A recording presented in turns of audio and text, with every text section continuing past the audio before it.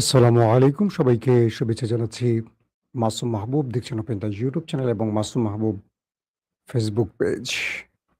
লাভ you Masum Mahbub ভাই। Thank you ভাই। MD কি? দর্শক পৃথিবীর যেই প্রান্ত থেকে যারা দেখছেন সবার জন্য শুভকামনা, ভালোবাসা। আমি দেখছি মালদ্বীপ থেকে দেখছেন, চট্টগ্রাম থেকে দেখছেন, তাসিন দেখছেন চট্টগ্রাম থেকে। ওকে। দর্শক আজকের সংবাদটি খুব গুরুত্বপূর্ণ আপনাদের জন্য। আমি বলব যে আজকের লাইভটি স্পেশাল হতে যাচ্ছে কিছু বিষয় আলোচনা করতে চাই যেটা আমাদের সবার জন্য খুবই গুরুত্বপূর্ণ। বিশেষ করে আপনারা যারা সবসময় বাংলাদেশের খবরকে একটু এভয়েড করে আন্তর্জাতিক খবর চান, আজকের খবরটি আন্তর্জাতিক এবং বাংলাদেশের মেশাল এবং খুবই ইম্পর্টেন্ট একটি লাইভ সেশন হতে যাচ্ছে।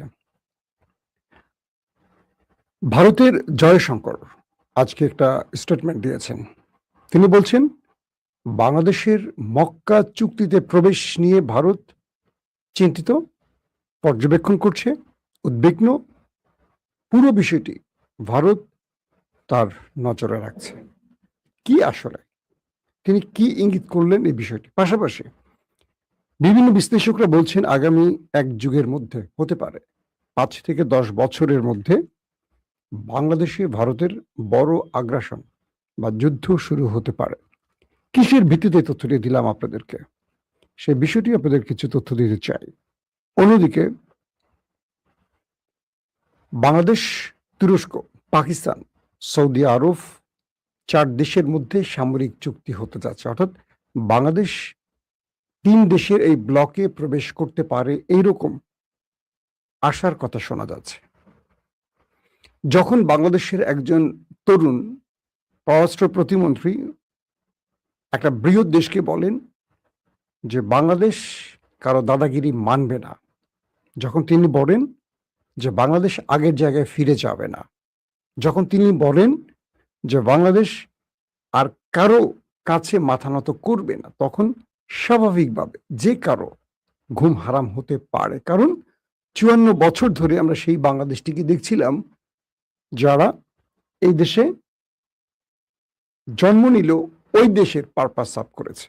কিন্তু নতুন এক পররাষ্ট্র প্রতিমন্ত্রী বাংলাদেশকে একটা স্বপ্নের দিকে টেনে নিচ্ছেন এমনটি ধারণা করা যাচ্ছে। শুধু তাই নয়, ইতিমধ্যে ভারতীয় গণমাধ্যমগুলো তাকে নিয়ে নানান রকম মুখরোচক খবর বা তাকে যে কোনোভাবে সরিয়ে দেয় নানান রকম ফন্দি ফিকির করছে। আর সেই ব্যক্তির নাম হুমায়ুন কবির। বাংলাদেশ কি মক্কা চুক্তিতে প্রবেশ করবে? আবার মক্কা চুক্তিতে বাংলাদেশ প্রবেশ করলে বাংলাদেশের লাভ ক্ষতিটা কি হতে পারে? আদৌ কি ভারত বাংলাদেশকে এই ব্লকে যেতে দেবে? আবার যদি ইসরায়েল তুরস্ক যুদ্ধ শুরু হয়ে যায়, ভারত, বাংলাদেশ বা আদার্স দেশগুলো কোন পক্ষে কে দাঁড়াবে, কে কোন জায়গায় অ্যাটাক করে বসতে পারে? একটা পুরো মাত্রায় বিশ্বযুদ্ধের মতো একটা যুদ্ধ শুরুর অনেকগুলো ইঙ্গিত পাওয়া যাচ্ছে। সেই বিষয়গুলো একটা একটা করে আপনাদের বলার চেষ্টা করব। আমাদের রণধীর জয়সওয়াল, আপনারা জানেন যিনি ভারতের পররাষ্ট্র মন্ত্রণালয়ের মুখপাত্র। তো এই রণধীর জয়সওয়াল বলছেন যে তারা মক্কা চুক্তিতে বাংলাদেশের আগ্রহ নজরদারিতে রাখছে। মানে বাংলাদেশ যে মক্কা চুক্তিতে প্রবেশ করতে চায় এটাকে তারা নজরদারিতে রাখছে। কত ভয়ঙ্কর ব্যাপার! বাংলাদেশ একটা স্বাধীন দেশ, সে কোন জায়গায় যাবে, কোন জায়গায় চুক্তিতে প্রবেশ করবে এটা নজরদারি করছে কে? আমাদের প্রতিবেশী দেশ ভারত। মানে ওদের স্পর্ধা কি? শুরু করি। তো জয়সওয়ালের বক্তব্যটি আমরা বুঝলাম যারা বাংলাদেশের ব্যাপারে নজরদারি চালাচ্ছে যাতে বাংলাদেশ মক্কা চুক্তিতে প্রবেশ না করে বা বাংলাদেশের উদ্দেশ্য এই বিষয়গুলো নিয়ে। আমাদের প্রশ্ন হতে পারে না, গত ৫৪-৫৫ বছর ভারত আমাদের বন্ধু দাবি করেও কি দিয়েছে? যারা ভারতের বন্ধু আছেন তারা প্রশ্নটা একবার নিজেকে করেন তো। বাংলাদেশের সামরিক খাতে ভারত কি দিয়েছে? বলবেন একটাই, ভারত বাংলাদেশকে স্বাধীনতা দিয়েছে। এর উত্তর তো দিয়ে দিয়েছে রাজীব গান্ধীর কন্যা সোনিয়া গান্ধীর মেয়ে প্রিয়াঙ্কা গান্ধী, যে মূলত পাকিস্তানকে দুর্বল করার জন্য, পাকিস্তানকে ভাঙার জন্য ইন্দিরা গান্ধী বাংলাদেশের এই লড়াইটাকে বা এই যুদ্ধটাকে ইস্যু হিসেবে কাজ করেছে। অর্থাৎ ভারত পাকিস্তানকে দুর্বল করার জন্য এই মুক্তিযুদ্ধ নামক যুদ্ধটাকে করিয়েছিল। এটা কিন্তু ভারতের আমার কথা না, এটা ভারতের প্রিয়াঙ্কা গান্ধীর বক্তব্য। সাম্প্রতিক সময় পুরো ভারতে এটা আলোচনা আসছিল। তার মানে এটাকে তারা এখন বলছে আমাদের বন্ধুত্বের প্রমাণ। আসেন, বিভিন্ন বিশ্লেষক বলছেন ইসরায়েল এবং তুরস্কের মধ্যে একটা বড় যুদ্ধ বাঁচতে যাচ্ছে। দুই দেশ সেইভাবে প্রস্তুতি নিচ্ছে। ইতিমধ্যে বাংলাদেশকেও সৌদি আরব, তুরস্ক মক্কা চুক্তিতে টানছে এবং বাংলাদেশ সেখানে যাওয়ার বিভিন্ন রকম বিষয়গুলোকে নিয়ে বিবেচনা করছে। আমি ভেতর থেকে যে তথ্যগুলো পেয়েছি, যেগুলো এখনো গণমাধ্যমে আসেনি, সেখানে বাংলাদেশ এই বিষয়টিকে পজিটিভ অর্থে দেখছে। তারা মক্কা চুক্তিতে প্রবেশের চিন্তা করছে। এটা ভারতের জন্য টেনশনের কারণ হয়ে গেছে। শুনতে পাচ্ছেন আশা করি। তো কেন বিষয়টা, এখন কি হচ্ছে এই বিষয়টা নিয়ে আগে চিন্তা করলে। মক্কা চুক্তিতে সৌদি আরব, পাকিস্তান, তুরস্ক প্রবেশ করেছে। সামনে এটা কিন্তু অনেকে বলে ইরানের বিরুদ্ধে না, এটা ইরানের বিরুদ্ধে না, এটা আগামী দিনে ইসরায়েলের বিরুদ্ধে একটা বড় যুদ্ধের পরিকল্পনা এবং ইসরায়েল থেকে রক্ষার জন্য একটা প্ল্যাটফর্ম। এখানে ইরান বিরোধী কোনো চিন্তা নেই এই জোটের, আমার যতটুকু তথ্য জানা আছে। এখানে বাংলাদেশকে কেন চাচ্ছে তারা? বাংলাদেশের একটা সাহসী সেনাবাহিনী আছে, যদিও তাদের প্রযুক্তিগত ক্ষেত্রে বাংলাদেশ অনেক পিছিয়ে আছে। বাংলাদেশ ৫৪ বছর ধরে শুধু চেতনা লালন করেছে আর চেতনা বিক্রি করেছে, চেতনাকে চাষ করেছে, চেতনাকে মাথায় মেখে ঘুরেছে। ভালো অস্ত্র নেই, ড্রোন নেই, মিসাইল নেই, যুদ্ধ বিমান নেই, কিচ্ছু নেই, প্রতিরক্ষা ব্যবস্থা নেই, এয়ারক্রাফট নেই, কি আছে আমাদের? কিচ্ছু নেই, এক প্রকার কিছু নাই। মিয়ানমারে যা আছে তাও আমাদের নাই। কিন্তু বাংলাদেশে আছে একটা খুব সাহসী সেনাবাহিনী, যারা রীতিমতো বর্ডারে ভারতকে শুইয়ে দিয়ে নিজের বর্ডারকে পাহারা দিয়েছে। রৌমারি থেকে শুরু করে প্রত্যেকটি ক্ষেত্রে যেখানে বাংলাদেশের মুখোমুখি ভারত হয়েছে, সেখানে তারা ধোলাই খেয়েছে। বাংলাদেশ পরাজিত হয়নি এই বৃহৎ দেশ বলেও। কিন্তু এই সেনাবাহিনীকে ৫৪ বছর ধরে বারবারই ওই দেশটি পলিটিশিয়ানদের মাধ্যমে তাদের গ্রিপে আটকে রেখেছে। কখনো অতিরিক্ত লোভ দেখিয়ে কিনে ফেলেছে, কখনো ওই দেশের এজেন্সিগুলো বাংলাদেশের সেনাবাহিনীকে কন্ট্রোল করেছে। যারা যোগ্য তাদেরকে জেলে ঢুকিয়েছে, যারা যোগ্য তাদেরকে পিলখানায় হত্যা করেছে, যারা যোগ্য, যারা দেশপ্রেমিক, কোনো না কোনো ভাবে তাদেরকে উপরে ওঠার সময় ছিটে ফেলে দিয়েছে। এটা বিএনপি বলি, আওয়ামী লীগ বলি, বিভিন্ন সরকারের আমলে অনেক যোগ্য সেনা প্রধানদেরকে উঠে আসার, যাদেরকে তৈরি করছে রাষ্ট্র, হঠাৎ করে তাদেরকে খেয়ে ফেলতে হয়েছে। কারণ ভারত সেনাবাহিনীর ব্যাপারে সবসময় নজরদারিতে ছিল, আজকে না, গত ১৫ বছর বলে না, একদম প্রথম থেকে। কারণ ভারত চায়নি বাংলাদেশের কোনো সেনাবাহিনী থাকুক, তারপরও সেটা তৈরি হয়েছে। এরপর বাংলাদেশের সেনাবাহিনীকে প্রতি মুহূর্ত কন্ট্রোল করতো ভারতের এজেন্সিগুলো, যে কোন অফিসারটা টপ ২০ জন বা ৫০ জন অফিসারকে টার্গেট করে রাখে, কে আগামীতে সেনাপ্রধান হবে, কে জিওসি হবে, কে চিফ অফ স্টাফ হবে। এই বিষয়গুলো তারা জানে, বা তারা এই বিষয়গুলো নজরদারিতে রাখে এবং তাদের মধ্যে কাজ করে। তো যারা দেশপ্রেমিক, একটু ইসলাম বিশ্বাসী, বা যারা ভারতের কাছে মাথা বিক্রি করবে না, এই লোকগুলোকে কোনো না কোনো অজুহাতে ওই লিস্ট থেকে ছেড়ে ফেলে দিত।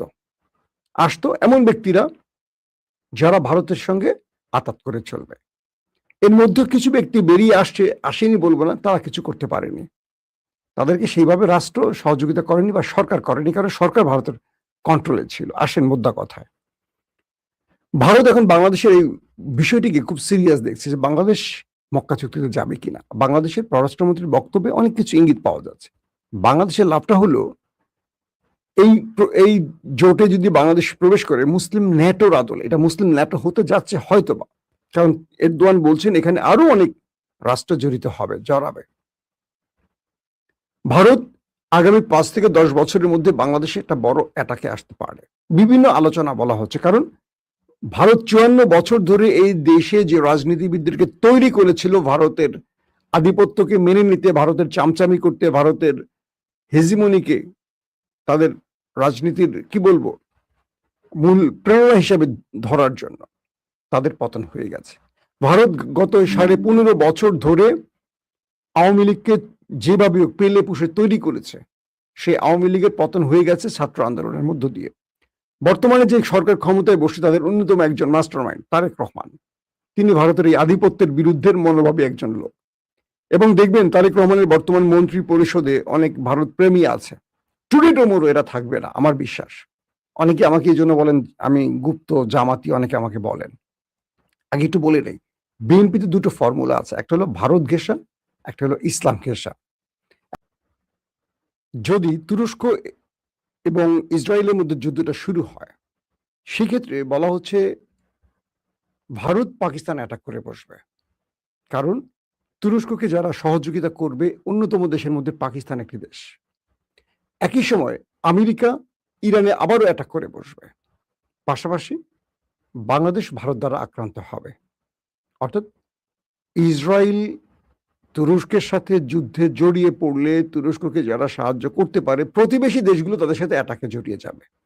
সেম পাকিস্তানকে বিজি করবে ভারত, ইরানকে বিজি করবে আমেরিকা, পাশাপাশি ভারতের একটা অংশ বাংলাদেশকে বিজি রাখবে। যদিও বাংলাদেশ তুরস্ককে সাহায্যে হয়তো এগিয়ে আসবে না, কিন্তু যেহেতু শেখ হাসিনা বাংলাদেশে নেই, আবার তারেক রহমান সরকারের যে চিন্তা চেতনা বা তার যে বক্তব্য বা তার বর্তমান প্রেক্ষাপট আপনারা যা দেখছেন হয়তো এটা থাকবে না। তারেক রহমান তার অবস্থাটাকে তৈরি করছেন ধীরে ধীরে। এই মুহূর্তে যে চয়েসগুলো তিনি রাষ্ট্রে দেখাচ্ছেন হয়তো থাকবে না, কারণ তাকে যতটুকু দেখেছি, যতটুকু তাকে নিয়ে আমার জানাশোনা ব্যক্তিগতভাবে, তিনি এই প্রক্রিয়া রাষ্ট্র চালানোর ব্যক্তি নন। বর্তমান বিএনপি দুরবস্থা নিয়ে আমরা অনেক কথা বলছি, আমাদেরকে দুরবস্থার বক্তব্য তোলার জন্য অনেকে অনেক রকম তকমা দিচ্ছেন, যেটা বলছিলাম আর আটকে গেল। তো বিএনপির দুটো ফরম্যাট আছে, একটা হলো ভারত ঘেঁষা, আর একটা হলো ইসলামপন্থী দেশপ্রেমিক। তো আমরা যারা ইসলাম পক্ষের এবং দেশপ্রেমিক গ্রুপের লোক, আমাদের কাছে বাংলাদেশ ফার্স্ট, তাদেরকে দেখবেন গুপ্ত জামাতি বলা হচ্ছে। কারা বলছে? ওই গ্রুপটি, প্রথম আলো, ডেইলি স্টার, বাম, রামপন্থী বিএনপিরা, এবং আওয়ামী লীগ তো আছে সঙ্গে। এবং এই পুরো প্ল্যানটা কিন্তু দিল্লি এবং তার ন্যারেটিভ উৎপাদনকারী গণমাধ্যমরা, এই দেখবেন জামাতি, গুপ্ত, এই শব্দগুলো বলছে। বিএনপির মধ্যে অনেকেই আতঙ্কিত এখন, যে যারা একটু ইসলাম পক্ষের তারা ভয়ে কথা বলছে না, যারা একটু ভারত বিরোধী তারা চুপচাপ থাকছে। এই ভারত নিয়ে কথা বললে তো আমাকে জামাতি বলবে, গুপ্ত বলবে, কারণ ভারত ইস্যু তো বিএনপি না, এটা একমাত্র জামাতের। সেটা কি এরকম? অবশ্যই নয়। কিন্তু আমাদের কাছে এগুলো ধর্তব্যের না। আপনি আমাকে আওয়ামী লীগ বলেন, জামাত বলেন, এনসিপি বলেন, তাবলিগি বলেন, হেফাজতি বলেন, বিএনপি বলেন, কিচ্ছু যায় আসে না। আমার কাছে রাষ্ট্র সবার আগে। কারণ কোনো দল থেকে তো আমি এটা নেব না, কোনো দল থেকে তো কোনো পদ নেব না, কোনো দল থেকে তো রাষ্ট্রের গুরুত্বপূর্ণ পদও নেব না, কিচ্ছু নেব না। সো আমি কেন মুখ বন্ধ রাখবো বলেন? যদি আমার নিয়ত থাকে কিছু নেওয়ার, এই ধরেন ভোলা বরিশাল সেতু, এটা নিয়ে দুটো পক্ষ তৈরি হয়েছে। একটা পক্ষ বলছে যে মেহেন্দিগঞ্জ, হিজলা, রহমতগঞ্জ দিয়ে যে রুটটা হবে এটাই ঠিক। একটা গ্রুপ বলছে ভোলা বরিশালের ব্রিজ হোক। একটা গ্রুপ বলছে যে মেহেন্দিগঞ্জ দিয়ে 3 ডবল রাস্তা পার হয়ে ভোলাবাসীকে বরিশাল যেতে হবে। কিন্তু যেই পথটা এখন বরিশাল দিয়ে 40 কিলোমিটারের, ভোলা বরিশালের দূরত্ব 40 কিলোমিটার, এটা 100 কিলোমিটার হয়ে যাবে ওই পথ দিয়ে। অথচ ভোলার গ্যাস নিয়ে বাংলাদেশ, মানে ভোলার গ্যাসের উপর বাংলাদেশ এখন দাঁড়াচ্ছে বা দাঁড়িয়েছে। ভোলা থেকে বিদ্যুৎ নিচ্ছে গ্যাসের মাধ্যমে উৎপাদিত বিদ্যুৎ, ভোলাকে কিছু দিচ্ছে না, দিচ্ছে মেহেদিগঞ্জকে। আবার কেন? কারণ ভোলার পলিটিশিয়ানরা অধিকাংশই যারা নির্বাচিত হয়েছেন অধিকাংশই আবার লঞ্চ ব্যবসা করেন। খুব ইন্টারেস্টিং না ব্যাপারটা? যারা লঞ্চ ব্যবসা করেন তারা কি ব্রিজ চাইবেন? স্বাভাবিকতা চাইবেন না। এদেশের মানে ভোলার যে মানুষগুলো, আমার কাছে একটু মনে হয় একটু মাথার মধ্যে তাদের সমস্যা আছে। তারা নিজেরাই কিন্তু এদেরকে নেতা নির্বাচিত করেন ভোট দিয়ে, আবার তারাই অনেক বড় বড় কথা বলেন, কিন্তু নেপথ্যে তারা সেই বাস্তবায়নের চেষ্টা করেন না। তো এরকম একটা জাতির জন্য কি হতে পারে? আশা করি বুঝতে পারছেন আমার উদাহরণটা কোন দিক থেকে আমি কোথায় দেওয়ার চেষ্টা করছি। তো বিষয়টা হলো, তো এই জাতি তার বন্ধুকে শত্রু বানায়, শত্রুকে বন্ধু বানায়। যারা বাংলাদেশে ইসলাম প্রেমী আছে এবং বিএনপি যারা ইসলাম প্রেমী আছে, তারা কখনো চায় না বাংলাদেশ ভারতের কাছে আগের মতো মাথা বিক্রি করুক। তারা চায় বাংলাদেশ মাথা উঁচু করে দাঁড়াক। আর যারা বাম, রাম এবং ভারতপন্থী, বিএনপি বা আওয়ামী লীগ যে ঘটনারই, তারা চায় পূর্বের মতোই বাংলাদেশ চলুক। তাই আমাদেরকে এখন তকমা দেওয়া শুরু করছে।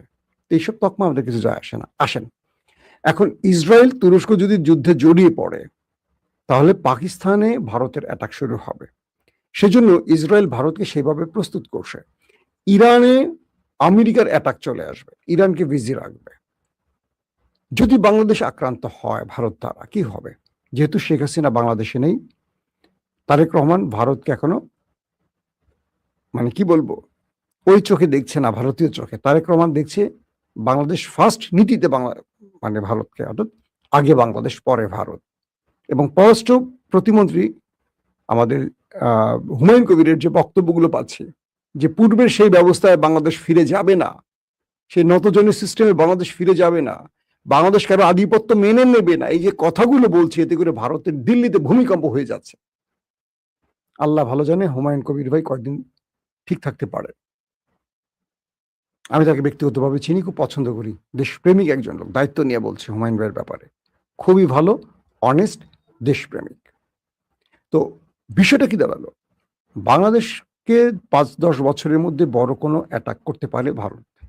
তাহলে এই পরিকল্পনাটি মাথায় নিয়ে বাংলাদেশকে প্রস্তুতি নিতে হবে আগামী সময়ের জন্য। আবারও শুরু হচ্ছে, আমি লম্বা করবো না লাইফটাকে, এটাকে মাথায় নিয়ে বাংলাদেশকে রেডি হতে হবে যে ভারত আগামী 5-10 বছরের মধ্যে আমার দেশে আক্রমণ করতে পারে। তাহলে বাংলাদেশ কি করবে? এই চুক্তিতে, মক্কা চুক্তিতে দ্রুত প্রবেশ করতে হবে। কারণ মক্কা চুক্তিতে বলা আছে যে এই দেশে নেটোর মতো যে বাংলাদেশে আক্রমণ করলে তুরস্ক, পাকিস্তান, সৌদি আরব এটা তাদের নিজেদের আক্রমণ হিসেবে বিবেচিত হবে। তার মানে তুরস্ক, পাকিস্তান ও বাংলাদেশের পাশে দাঁড়াবে। বাংলাদেশকে রক্ষার এখন একমাত্র পথ হলো চীন, পাকিস্তান, তুরস্কের মতো শক্তিশালী দেশের সাথে সম্পর্ক সৃষ্টি করা। পাশাপাশি মক্কা চুক্তিতে বাংলাদেশ প্রবেশ করলে সৌদি আরব নামক যে দেশটি আছে, অডেল টাকার পাহাড়, এদের টাকায় বাংলাদেশের সেনাবাহিনী আরো আপগ্রেড হবে, আরো আধুনিক অস্ত্র পাবে। পাকিস্তানকে বলতে হবে যে এই চুক্তিতে আমরা প্রবেশ করবো, একটা চুক্তি শর্ত আছে, কি তোমাদের 20টা নিউক্লিয়ার আমাদের দেশে শুধু বসায় রাখো। পাকিস্তানের যে 150 নিউক্লিয়ার আছে, এখান থেকে 150 যেন বাংলাদেশে রাখা হয় এবং পাকিস্তানি সেটা মেনটেনেন্স করবে। বাংলাদেশকে মাথায় রাখতে হবে, যেহেতু ভারত তার সবচেয়ে প্রিয় পাত্রী শেখ হাসিনাকে হারিয়েছে, ভারত 54 বছর ধরে বাংলাদেশে যে ইনভেস্ট করেছে এবং এই দেশ কন্ট্রোলে রাখার জন্য যা যা করেছে, 24শে জুলাই আন্দোলন সেই ভারতের পুরো পরিকল্পনা ধ্বংস করে দিয়েছে। বাংলাদেশ আগামীতে পেছনে ফিরে যাবে না। বাংলাদেশে বিএনপির পরবর্তী যদি বিএনপি ক্ষমতা না থাকে, আসবে জামাত। কেউ মানে না মানে কাগজে লিখে রাখেন। এবং জামাত বিএনপি যদি ঠিক থাকে, তাদের মধ্যে যদি ফাটল না ধরে, আওয়ামী লীগ বাংলাদেশে কখনো ক্ষমতায় আসবে না। তো এটা কাগজে লিখে রাখেন। অনেকে আমাকে বলেন আপনি জামাতের পক্ষে অনেক সময় কথা বলেন, আমি কেন বলি জানেন? আমি বাংলাদেশে আওয়ামী লীগ আসুক এটা চাই না, বাংলাদেশের ভারতপন্থী, রামপন্থী, বামপন্থী আসুক চাই না। তাই আমি সবসময় মনে করি বিএনপির যে ভ্যানগার্ড জামাত, বিএনপি আর জামাতকে আমি এক পরিবারের দুই ভাই মনে করি। এটা আমার ওপিনিয়ন বা আমার বক্তব্য বা এটা আমার ধারণা, অ্যাজাম্পশন, যেটাই বলেন না কেন। আপনারা অনেকেই বিএনপির লোকেরা জামাতকে গালিগালাজ করেন, আমি করি না। আমি বিএনপিকেও গালি দিতে দেই না, জামাতকেও গালি দিতে পছন্দ করি না। কারণ কি, 15-16 বছরে এই দুইটা দলকে আমি খুব কাছ থেকে দেখছি। তাই আমি চাই দুটো দলের মধ্যে ঐক্যটা থাকুক। এতে আপনি আমাকে জামাতি মনে করেন বা বিএনপি মনে করেন, যা মনে করেন, কিচ্ছু যায় আসে না। কেন? বিএনপি জামাত যতদিন এক থাকবে, আওয়ামী লীগ আসবে না, ভারত আসতে পারবে না। আর বিশেষ করে তারেক রহমান যদি চেয়ারে থাকেন, আমি বিশ্বাস করি ভারতের স্বপ্ন বাংলাদেশে পূরণ হবে না। এখন হয়তো অনেকে তারেক রহমানের সমালোচনা করবেন, কারণ তারেক রহমান একটা চুক্তিতে এই দেশে প্রবেশ করছে। তাকে তার জায়গা তৈরি করতে হলে অনেক সময় নিয়ে কাজ করে একটা জায়গায় বসতে হবে। কারণ এখনো বিএনপির বিশাল একটা ভারত প্রেমীরা এই সরকারে আছে, যাদেরকে তারেক রহমান চাইলে একদিনে সরাতে পারবেন না, সময় নিতে হবে তাকে। একদিনে সরাতে গেলে তার বাবার পরিণতি হতে পারে তাকে। তিনি অনেক কৌশলে কাজ করছেন। 1, 2, বাংলাদেশকে ভারতের বিরুদ্ধে যুদ্ধ নয়, বাংলাদেশের শান্তির জন্যই সামরিক বাহিনীকে আরো শক্তিশালী করতে হবে। কারণ বাংলাদেশ যদি শক্তিশালী হয়, ভারত আগাবে না। বাংলাদেশ যদি দুর্বল হয়, ভারত বাংলাদেশে অ্যাডভেঞ্চার করবে। পাকিস্তানের সাথে একটা চুক্তি করতেই পারে, যদি এই মক্কা চুক্তিটি হয়ে যায়। তুরস্ক আমাদের আপগ্রেড অস্ত্র দেবে, সামরিক অস্ত্র দেবে। পাকিস্তান প্রয়োজনে কিছু মিসাইল আমাদের দেশ, অর্থাৎ কি বলবো, নিউক্লিয়ার আমাদের দেশে সেট করে রাখতে পারে, যে তোমাদের সামরিক চুক্তি হলে এটা হতেই পারে। যেমন নেটোর নিউক্লিয়ার তুরস্কে আছে, নেটোর নিউক্লিয়ার, বুঝছেন, আমেরিকার নিউক্লিয়ার তুরস্কে আছে। এটা তুরস্কের তৈরি নয়, এটা নেটোর, তুরস্কে আছে মার্কিন বেজে। তো এরকম পাকিস্তানের বা তুরস্কের বা চীনের বেজ বাংলাদেশে তৈরি হতেই পারে। তখন কি ভারত সাহস করবে? করবে না। তো বড় দেশগুলোকে কখনো কখনো এভাবেই শায়েস্তা করা যায়। যেমন ধরেন উত্তর কোরিয়া, আমেরিকার প্রধান শত্রু মনে হলেও আমেরিকার দেশটাকে ঘাটে না। কারণ কি, তার হাতে সবকিছু আছে, নিউক্লিয়ার এবং মিসাইলের ভান্ডার সাম্রাজ্য। আজকে যদি ইরানের হাতে নিউক্লিয়ার থাকতো, ইসরায়েল, আমেরিকা সাহস করতো না। দেখেন পাকিস্তানে কেউ সাহস করে না, কারণ কিছু থাকুক আর না থাকুক, নিউক্লিয়ার আছে। তো বিষয়টা হলো বাংলাদেশকে তার সার্বভৌমত্ব বা মানচিত্রকে ধরে রাখতে হলে অনেক বড় পরিকল্পনা করে এগুতে হবে। যেই সরকারি কাজটি করবে জনগণ তার পক্ষে থাকবে। মাথায় রাখবেন। প্রথম আলো ডেইলি স্টার যার বিরুদ্ধে নিউজ করবে মনে করবেন সেই দেশের প্রেমিক, দেশপ্রেমিক, সে দেশের পক্ষে আছে। যারা এটা বোঝেন তো বোঝেন, যারা না বোঝেন তারা এখন যা করেন করতে পারেন, আপত্তি নাই। তো এখন বাংলাদেশকে অনেকগুলো চ্যালেঞ্জ মোকাবেলা করতে হবে। মক্কা চুক্তি শুধু প্রবেশ না, বাংলাদেশকে তার প্রতিবেশীদের সাথে, আমরা চাই বাংলাদেশের সাথে ভারতের সম্পর্ক ভালো থাকুক, কিন্তু ভারতের ওই পরামর্শ নিয়ে যাবে না। তুমি নিউক্লিয়ার কিনো না, তুমি ওইটা করো না, তুমি জে-10C কিনো না, 17 থান্ডার এনো না, তুর্কি ড্রোন কিনো না, ভারতের ওই পরামর্শ নেওয়া যাবেই না। বাংলাদেশের সেনাবাহিনীকে বিশ্বমানের করতে বাংলাদেশ সরকারকে যা করা সব করবে। ভারতের কোনো প্রেসক্রিপশন নেওয়া যাবে না। হ্যাঁ, ভারতের সাথে আমাদের কি হতে পারে? সীমান্তের বিষয়গুলো, তিস্তা বিষয়গুলো, পানির সুষম বন্টন কেন্দ্রিক, আমাদের দুই দেশের মধ্যে বন্দি বিনিময় ইস্যুতে, জলবায়ু ইস্যুতে, আমাদের যে খাদ্য ঘাটতি পূরণের বিষয়গুলোতে বন্ধুত্ব থাকবে ভারত। ভারত আমাদের বন্ধু রাষ্ট্র। আমরা ভারতের শত্রু নই, কিন্তু ভারত যদি ডোমিনেট করতে চায়, ভারত যদি মনে করে পুতুল রাষ্ট্রপ্রধান বসিয়ে সারা জীবন কন্ট্রোল করবো, এটা সিকিম বানাবো, হায়দ্রাবাদ বানাবো, আমরা এটাকে মানব না। তাই তারেক রহমান সরকারের কাছে কিছু দাবি থাকবে যে আমরা জনগণ আপনার পাশে আছি, কে কি বললো সেটা নিয়ে আমাদের কিচ্ছু যায় আসে না। আপনি সঠিক পথে আছেন এখনো বিশ্বাস করি। পররাষ্ট্রনীতির ক্ষেত্রে আপনার সিদ্ধান্তগুলো আমরা সেলুট জানাচ্ছি। যারা শত্রুতা করে 15 বছর এই দেশের মানুষের উপর জুলুম করেছে, যেই দেশ একটি অবৈধ শাসককে বসিয়ে রেখেছে, সেই দেশ আমাদের বন্ধু হতে পারে না। প্রয়োজনে সেই দেশকে আমাদের কাছে ক্ষমা চাইতে হবে এবং আমাদের জনগণের অধিকার নিয়ে সেই দেশকে একবার হলেও বলতে হবে যে আমরা ভুল করেছি হাসিনাকে ক্ষমতায় বসিয়ে রেখে। আমরা বাংলাদেশের বন্ধু হতে চাই সমতার ভিত্তিতে। যখন ভারত এই কথাটি বলবে আমরা ভারতের দিকে হাত বাড়িয়ে দেব, নতুবা নয়। আল্লাহ হাফেজ।